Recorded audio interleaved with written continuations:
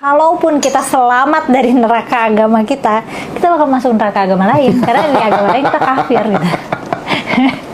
Bener. Karena semua agama memiliki konsep surga neraka yang beda-beda. Bener, dan pahala dan dosa yang beda-beda juga. Kayak aku nggak pakai kerudung aja itu kan udah aku anggaplah aku nggak selamat nih di neraka enggak sih, tapi sebenarnya nggak ada sih narasi bahwa kalau tidak pakai kerudung itu masuk neraka, itu nggak ada ya. Itu nggak ada. Taman kan orang-orang percayanya ada ya. Nanti aku akan dibakar di neraka. Ya udah, misalnya anggaplah aku pindah ke Kristen, tapi aku susah, semua tuh dosa tuh banyak. Nggak ada. Jadi sebenarnya kita semua pendosa aja. Mau kita login kemana, kita ya pendosa aja. Assalamualaikum warahmatullahi wabarakatuh. Masih kembali di channel saya. Tentunya kita sudah mendengarkan bagaimana cuplikan videonya.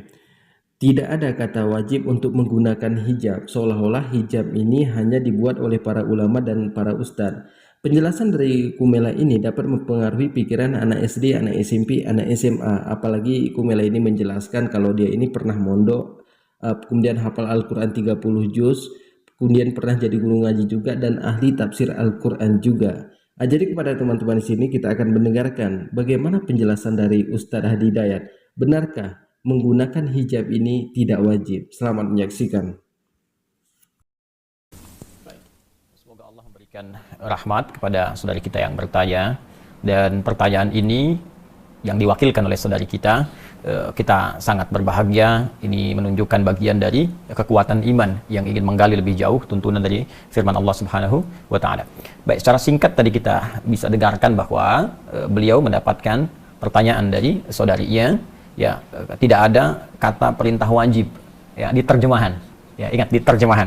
Tidak ditemukan di terjemahan kata wajib dari ayat-ayat yang bertutur tentang hijab. Tadi menyebutkan surah An-Nur dengan Al-Ahzab.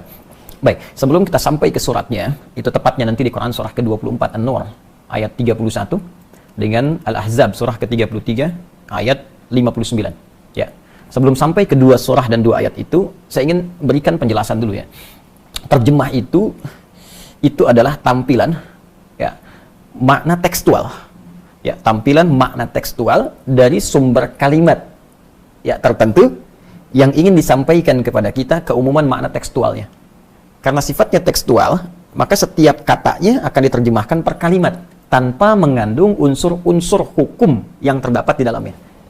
Nah, jadi kalau terjemah itu secara umumnya belum mencakup tuh cakupan hukum, dia hanya menerjemahkan tekstual saja. Contoh begini, kalau di Quran ada kul, maka diterjemahkan dengan katakan.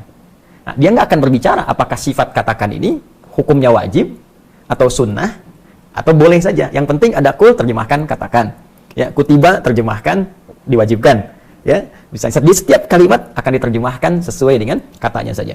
Dan terkadang begini, terkadang bahkan terjemah itu tidak bisa masuk pada makna yang dalam yang membedakan dua kata yang mirip. Ya, padahal konteksnya bisa berbeda. Ya, diterjemahkannya sama.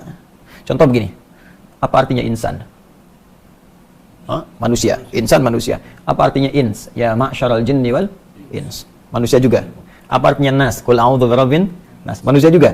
Bayangkan, ins manusia, insan manusia, nas manusia. Kalau ketiganya terjemahannya sama-sama manusia, kenapa diungkapkan dengan kata yang berbeda?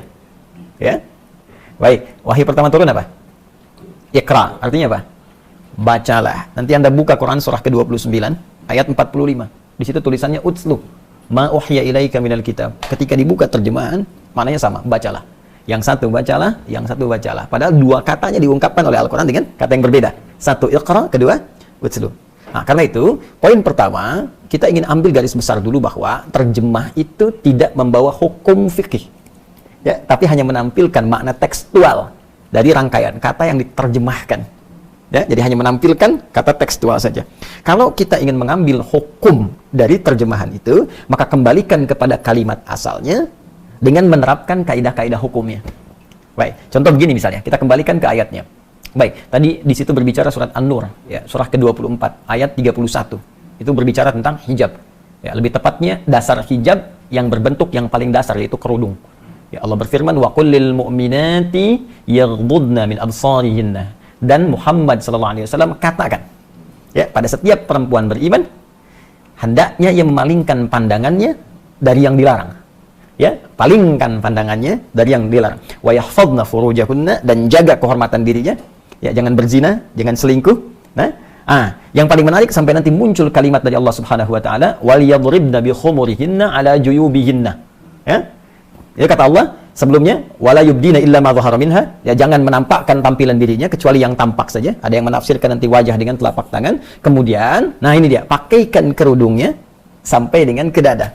Ya, sampaikan pada perempuan pakai kerudung, ya, batas paling minimalnya sampai ke dada. Kalimat Qur'annya ini berbunyi, katakan, sampaikan. Kemudian jangan. Ya. Kemudian perintahkan untuk melakukan. Jadi bahasa Qur'annya itu kalimatnya, qul, katakan. Ya, kemudian hendaklah.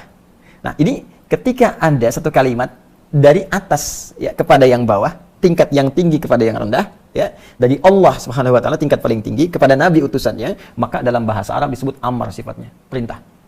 So gini, saya pimpinan di perusahaan nih, ya. Anda karyawan. Saya katakan begini misalnya.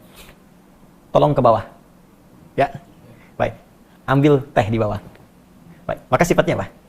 Perintah kan? Tapi kan saya nggak katakan wajib, tidak kan? Saya katakan perintah, tolong ke bawah, ambil teh. Nah, ini Allah menyampaikan kepada Nabi, katakan pada semua perempuan-perempuan, palingkan wajahnya dari yang dilarang. Jaga kehormatan dirinya, jangan berzina, jangan tampakkan bagian tubuhnya, kecuali yang biasa nampak saja. Baik, ada yang mengatakan wajah dan telapak tangan, lalu pakai kerudung sampai ke dada. Baik, karena kalimatnya sifatnya perintah, walaupun tidak mengandung kata langsung wajib di situ, maka dikembalikan kepada dasar fikih. Dasar fikih itu produk pembentuk hukum. Ya, jadi kalau Al-Quran sumber hukum, kalau menjadi sebuah ketentuan hukum namanya fikih. Fikih punya dasar, namanya qawaid fikih. Ya, pokoknya disebut usul fikih. Bingung ya? Alhamdulillah kita sudah mendengarkan bagaimana penjelasan dari Ustadz Hadi Dayat. Jadi kata Kumela ini tidak ada perintah untuk menggunakan hijab. Tapi kalau kita sudah dengarkan penjelasan Ustadz Hadi Dayat, memang tidak ada kata wajibnya, tapi diperintahkan. Diperintahkan ini sama dengan wajib karena kita harus melaksanakan. Jadi Kumela ini hanya mengaku dia ini pernah mondok, mungkin ya pernah mondok, tapi dia ini tidak hafal Al-Quran karena sudah dites sama Ustadz Hani Kristianto. Ternyata hafalan dari Kumela ini masih sangat belepotan. Kemudian Kumela ini mengatakan bahwa dia ini ahli tafsir Al-Quran, tapi dia ini tidak bisa bahasa Arab.